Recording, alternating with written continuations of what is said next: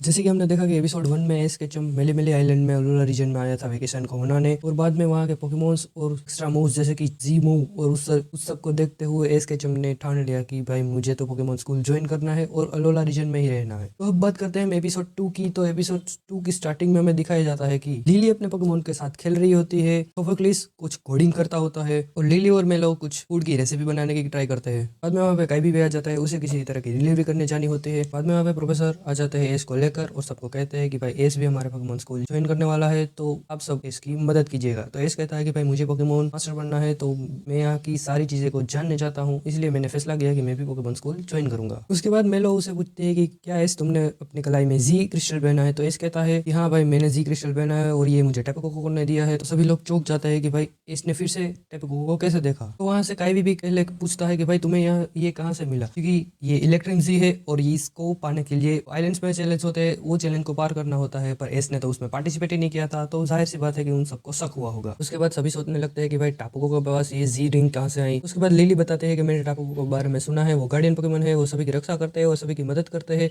और अगर कोई गलत काम करता है तो उसको पनिश भी करते हैं।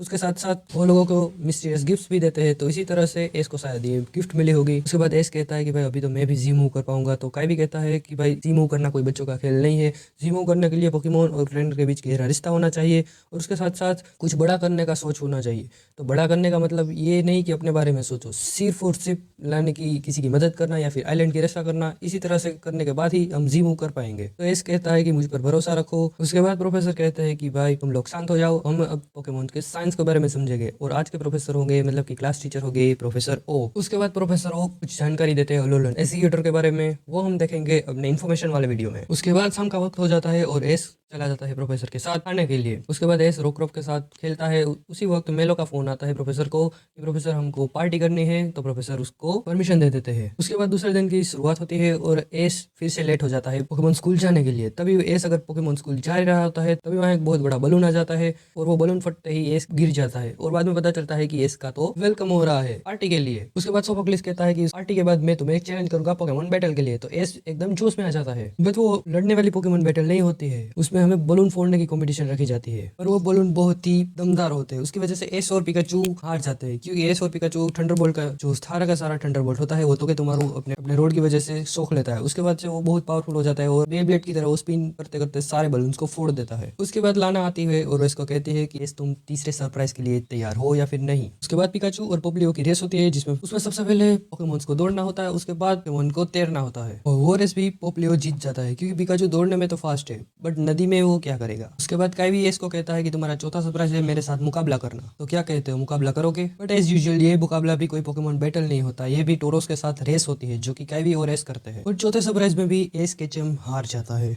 उसके बाद वहाँ पे प्रोफेसर कोकोई आ जाते हैं और कहते हैं कि तुम्हारा पांचवा सरप्राइज तुम्हारे सामने खड़ा है, और वो कहते हैं कि अगर पिकाचू तैयार है तो हम करेंगे पोकेमॉन बैटल। तो एस केचम को बहुत खुशी होती है कि फाइनली हमें बैटल करने को मिलेगी। उसके बाद वहाँ पे मेलो आ जाती है और कहती है कि उससे पहले हमें बनाना है लंच। तभी एस को पता चलता है कि हाँ भाई भूख तो बहुत सारी लगी है। तो सभी लोग खा ही रहे होते हैं, तभी एस केचम को आवाज आती है टेपो कोको की। तभी वो सब लोग को कहता है कि क्या दोस्तों तुमने कुछ सुना। तभी एस अगर जाने ही वाला होता है देखने, तभी टेपो कोको अचानक उसके सामने आ जाता है और एस डर जाता है। उसके बाद एस टेपो कोको को कहता है कि तुमसे मिलकर मुझे बहुत खुशी हुई, तुमने जो मुझे रिंग दी थी उसके लिए थैंक यू कहना तो मैं भूल ही गया था। उसके बाद टेपो कोको एस की कैप लेकर उसके साथ मस्ती करने लगता है, एस के ऊपर से लेकर पिकाचू के ऊपर डालता है, कभी कभी वो यहाँ जाता है वहां जाता है, इसी तरह से वो मस्ती करता है। एस की कैप लेकर वो आ जाता है जंगल में, और एस और पिकाचू भी उसके पीछे के पीछे चले जाते हैं। एस के साथ साथ काइवी, लाना, सोफोक्लिस, प्रोफेसर कोकोई, लिली सभी जाते हैं उसके पीछे पीछे। एस टेपो कोको को ढूंढता ही है, तभी अचानक उसके सामने टेपो कोको आ जाता है और उसके बाद एस की कैप उसे लौटा देता है और बाद में वो बैटल का इशारा करता है। उसके बाद टेपो कोको